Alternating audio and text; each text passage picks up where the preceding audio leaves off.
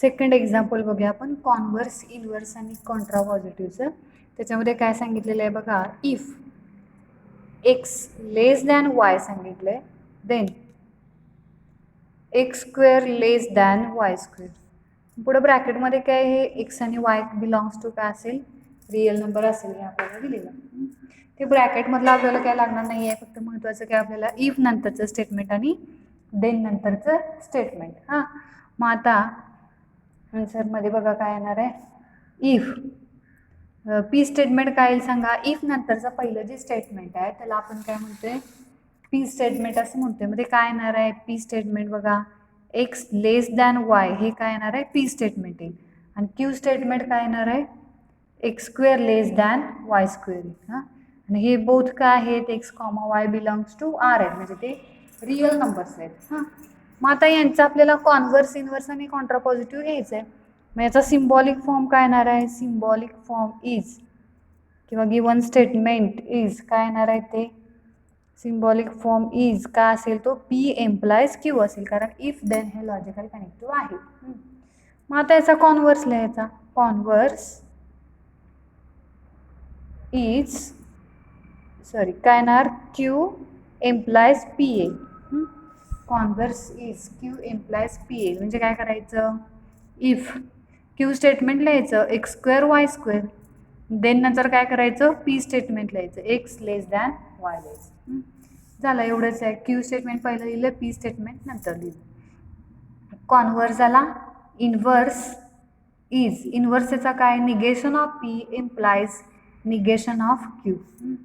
मग काय येणार, इफ नंतर पी स्टेटमेंटचं निगेशन लिहायचं, इफ नंतर पी स्टेटमेंटचं काय येणार आहे निगेशन ना, मग निगेशन काय येणार पी स्टेटमेंटचं, एक्स इज काय आहे लेस दॅन वाय आहे, म्हणजे आपण काय लिहू शकतो, X greater than or equal to Y असं आपण लिहू शकतो. म्हणजे पी स्टेटमेंटचं इथं आपण निगेशन लिहिलं. देन क्यू स्टेटमेंट काय आहे, Q statement X square less than Y square आहे, म्हणजे आपण काय लिहू शकतोय, X square greater than or equal to Y square. हां, हे झालं कॉन्व्हर्स, हा झाला इनव्हर्स, आणि आता काय असेल कॉन्ट्रा पॉझिटिव्ह. कॉन्व्हर्स, इनव्हर्स आणि कॉन्ट्रा पॉझिटिव्ह इज तो काय असणार आहे, negation of Q implies negation of P, म्हणजे निगेशन ऑफ क्यू स्टेटमेंट पहिला लिहायचं आणि नंतर काय येणार आहे निगेशन ऑफ पी स्टेटमेंट. मग इफ नंतर X square greater than or equal to Y square येईल आणि then X greater than or equal to Y. क्यूचं निगेशन ऑलरेडी आपण इथे लिहिलं, पीचं पण इथे लिहिलं, ते फक्त मी डायरेक्ट इथे इंटरचेंज केलं. Negation of P implies negation of Q Y, इथं उलट आहे, negation of Q implies negation of P, त्यामुळे हे पटकन होईल. येथे लक्षात सगळ्यांच्या कॉन्व्हर्स, इनव्हर्स आणि कॉन्ट्रा पॉझिटिव्ह. याचे 3 मार्काला एक्झाम्पल असतं बरं का, कॉन्व्हर्स, इनव्हर्स आणि कॉन्ट्रा पॉझिटिव्ह लिहा, असे 3 मार्काला एक्झाम्पल्स असतात. हां, मग यात अजून 2 एक्झाम्पल जे आहेत ते तुम्ही असाइनमेंटसाठी सॉल्व करायला देईन मी तुम्हाला आजच्या असाइनमेंटला.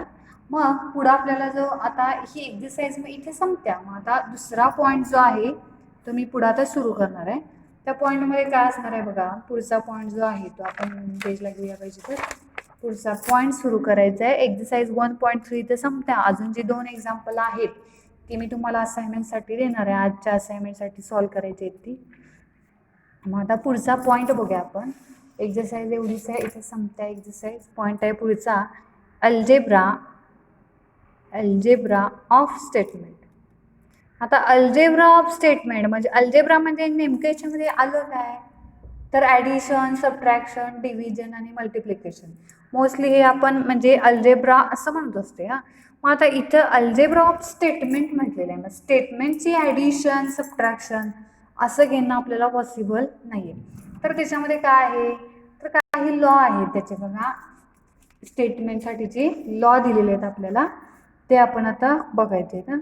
आता लॉज काय काय आहेत बघा, इथं आपल्याला अल्जेब्रा ऑफ स्टेटमेंटमध्ये याच्यामध्ये लॉज दिल्यात बघा.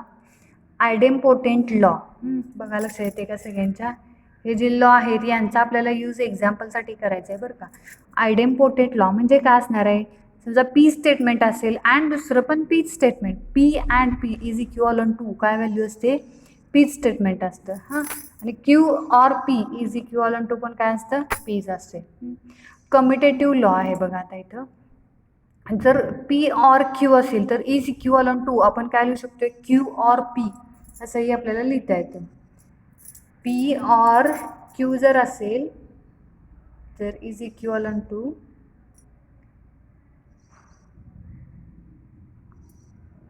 एक मिनिट.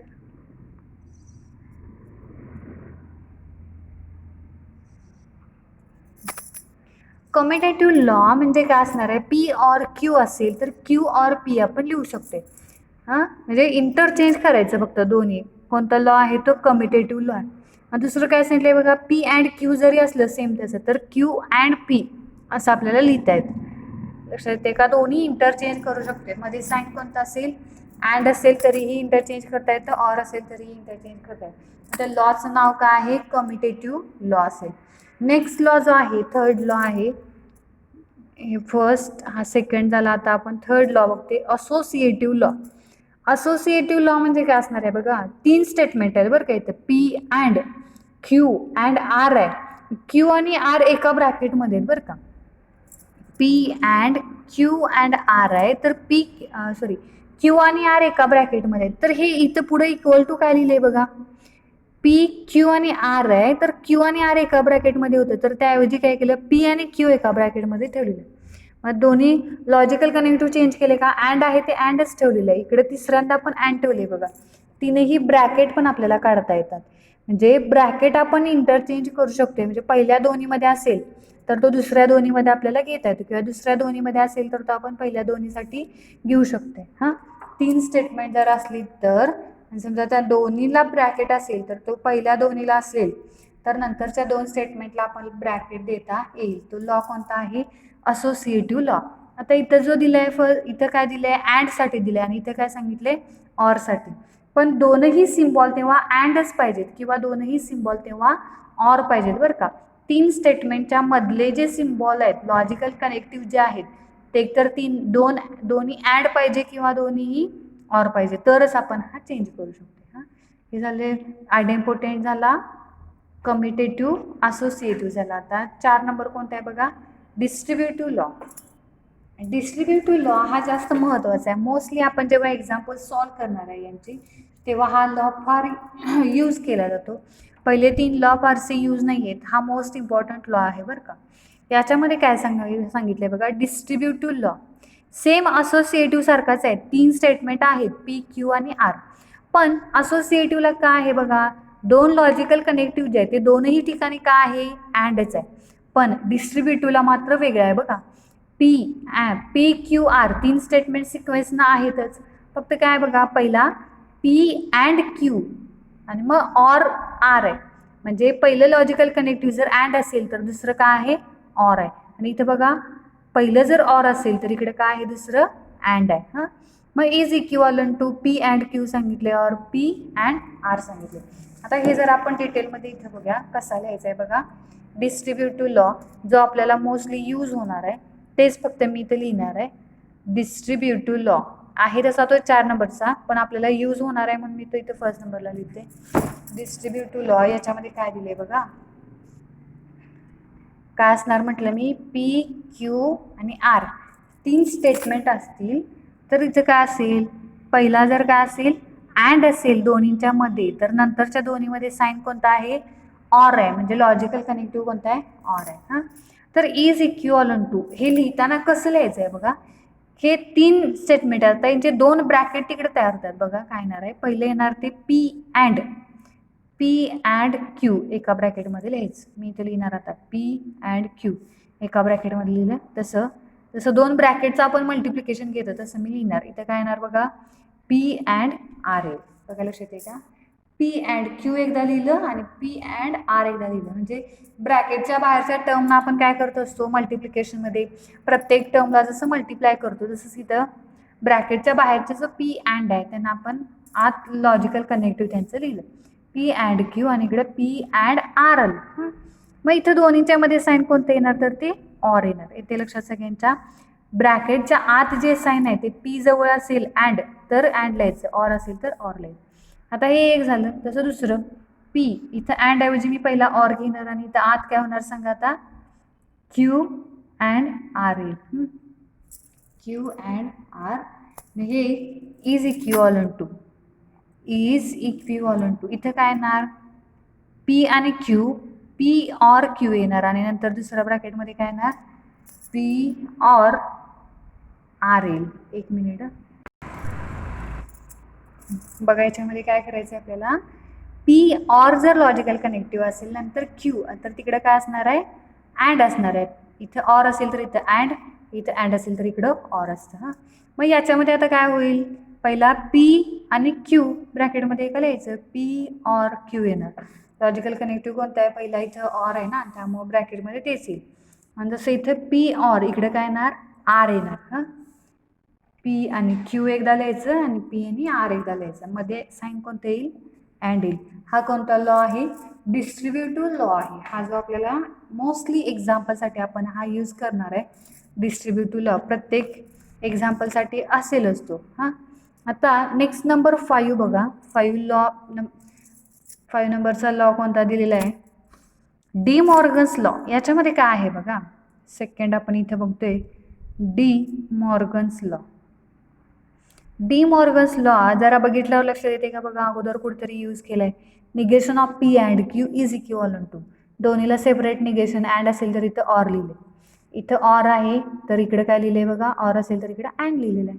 म्हणजे असं आहे बघा law, negation of P and Q is equivalent to, दोन्हीला सेपरेट निगेशन मध्ये अँड ऐवजी ऑर लिहिलेलं आहे. आणि इथं अँड असेल तर इथं आता ऑर असेल, सॉरी पी ऑर क्यू तर इज इक्विव्हॅलंट टू, दोन्हीला सेपरेट निगेशन आणि इथे काय येणार अँड येणार आहे. हां, तर हा जो डी मॉर्गन्स लॉ जो आहे हा आपण अजून कुठेतरी बघितला आहे बघा, कुठं आहे हा, तर हा डी मॉर्गन्स लॉ म्हणजे निगेशन आहेत बघा. हे जरा आठवते का बघा सगळ्यांना, निगेशन ऑफ अँडचं हे निगेशन आहे, हे ऑरचं निगेशन आहे, जे आपण लास्ट लेक्चरला लास्ट व्हिडिओ बघितला त्याच्यामध्ये आहे बघा, निगेशन ऑफ अँडचं असेल, निगेशन ऑफ ऑरचं म्हणजे कंजंक्शन आणि डिसजंक्शन याची जी निगेशन मिळतात तो म्हणजेच काय आहे डी मॉर्गन्स लॉ आहे. तर हा लॉ पण आपल्याला यूज करायचा निगेशनचा आहे तो. नेक्स्ट नंबर इथे 6 येतोय आयडेंटिटी लॉ, हा पण आपण यूज करणार आहे. आयडेंटिटी लॉ, हे लॉ आपल्याला एक्झाम्पलसाठी लागणार आहेत बरं का, जे लागणार आहे तेच मी इथं पेजवरती एक्सप्लेन करून सांगतोय तुम्हाला. आयडेंटिटी लॉमध्ये काय असणार आहे बघा, पी अँड टी जर असेल तर इज इक्विव्हॅलंट टू काय लिहिता येतं पी लिहिता येतं. आणि समजा पी अँड ट्रू ऐवजी जर फॉल्स असेल, पी अँड एफ असेल तर इज इक्विव्हॅलंट टू काय लिहिता येतं एफ लिहिता येतं. म्हणजे पी अँड स्टेटमेंट जर ट्रू असेल इथं पी अँड टी जर असेल तर पी लिहायचं, एफ असेल तर ॲज इट इज एफ लिहायचं असतो. तेच ऑरला काय आहे बघा, समजा पी ऑर टी असेल तर इज इक्विव्हॅलंट टू टी लिहायचं असतं, आणि पी ऑर एफ जर असेल तर इज इक्विव्हॅलंट टू, आता याच्यावरनं लक्षात येईल इथं टी आहे म्हणजे इथं काय येणार आहे as it is P statement येणार. अँडच्या उलट ऑरला आहे बघा, जेव्हा अँडला टी असेल तेव्हा इकडे पी लिहिते आपण, इथे टी असेल तर काय लिहिले बघा ॲज इट इज टी लिहिले, इथं एफ असेल तेव्हा एफ, फॉल्सला इथं फॉल्स लिहिले, इथं फॉल्सला काय लिहिले P statement as it is लिहिले. आयडेंटिटी लॉ आहे हा, म्हणजे एक स्टेटमेंट असेल आणि दुसरं ट्रू किंवा फॉल्स यातली एक काहीतरी व्हॅल्यू असेल. कोणता लॉ झाला हा आयडेंटिटी लॉ झाला. पुढं आता आपल्याला बघायचं आहे, पुढचा नेक्स्ट लॉ पण आपल्याला यूज होणार आहे कॉम्प्लिमेंट लॉ. कॉम्प्लिमेंट लॉ म्हणजे काय असणार आहे बघा याच्यामध्ये, कॉम्प्लिमेंट लॉ म्हणजे तेच स्टेटमेंट असतं, जर पी असेल तर त्याच स्टेटमेंटचं निगेशन असतं, negation of P, P and negation of P is equivalent to, दोन एक पॉझिटिव्ह म्हणजे एक स्टेटमेंट ॲज इट इज, एक त्याचं निगेशन असेल आणि मध्ये जर अँड सिम्बॉल असेल तर इज इक्विव्हॅलंट टू काय लिहिता येतं आपल्याला एफ लिहिता येतं. आणि दुसरं काय आहे बघा इथं सेकंड सांगितलेलं आहे ऑरसाठी, P or negation of P जर असेल, पीच आहे स्टेटमेंट आणि अँड ऐवजी ऑर असेल तर इज इक्विव्हॅलंट टू आपल्याला काय लिहिता येतं टी लिहिता येतं. म्हणजे एक स्टेटमेंट पी दुसरं त्यातच निगेशन असेल अँड असेल तर एफ लिहायचं, ऑर असेल तर टी लिहायचं. हां, येते लक्षात. पुढचा लॉ आता बघा, कॉम्प्लिमेंट झाला, ॲब्सॉर्प्शन लॉ. आता याच्यामध्ये काय आहे ॲब्सॉर्प्शन लॉला बघा, P or P and Q, तीन जर इथे दिसत असले स्टेटमेंट तर पी रिपीट झालेला आहे बघा, लक्षात येते का बघा जरा. इथं पी जो आहे तो रिपीट झालेला आहे. म्हणजे कसं येणार बघा आता, ॲब्सॉर्प्शन लॉ, पी ऑर, पीच घेतले आणि अँड, म्हणजे बाहेर ऑर असेल तर इथं अँड आहे, पण पी स्टेटमेंट रिपीट केले. आर स्टेटमेंट घेतले का इथं, आर स्टेटमेंट घेतलेलं नाही आहे, तर इज इक्वॉलन टू काय लिहिता येतं, पी लिहिता येतं. जर पी रिपीट जे असेल तेच इज इक्वॉलन टू लिहायचं. आता इथं बघा बरं, P and P or Q असेल. आता इथं सेम तेच आहे, पीच रिपीट आहे, पण बाहेर इथं ऑर होता तो इकडे अँड घेतलाय, आत अँड होता तो इथं ऑर घेतलाय, तर इज इक्वॉलन टू पी लिहित आहे. पुढं कंडिशनल लॉ आहे, म्हणजे हे पण निगेशन आहे बघा. कंडिशनल म्हणजे इम्प्लिकेशनचं निगेशन आहे आणि बाय कंडिशनल म्हणजे डबल इम्प्लिकेशनचं हे निगेशन दिलं. हां, हे आपण ऑलरेडी बघितलेले आहे. आता ही लॉ काय आपल्याला जास्त यूज होणार नाही आहेत. मोस्टली इम्पॉर्टंट लॉ कोणते, distributive, D Morgan's, identity law आणि 7 नंबर कोणता, कॉम्प्लिमेंट लॉ. हे लॉ आपल्याला मोस्टली यूज होणार आहेत. म्हणजे हे 4 law, distributive law, D Morgan's, identity आणि कॉम्प्लिमेंट लॉ, जे मोस्टली यूज होणारे एक्झाम्पलसाठी आहेत ते हे 4 लॉ आहेत. यांचा यूज करून आपल्याला एक्झाम्पल सॉल्व करायचे. मग आता आपण एक्झरसाइज नंबर 1.4 सुरू करूया. त्याच्यामध्ये काय सांगितलं आहे बघा, एक्झरसाइज नंबर 1.4. मला वाटतं आपल्याला नेक्स्ट लेक्चरला सुरू करूया आपण एक्झरसाइज 1.4. त्याच्यामध्ये 3 क्वेश्चन आहेत जे एकाच लेक्चरमध्ये होते. नेक्स्ट लेक्चरला बघूया मग याच्यावरती एक्झरसाइज.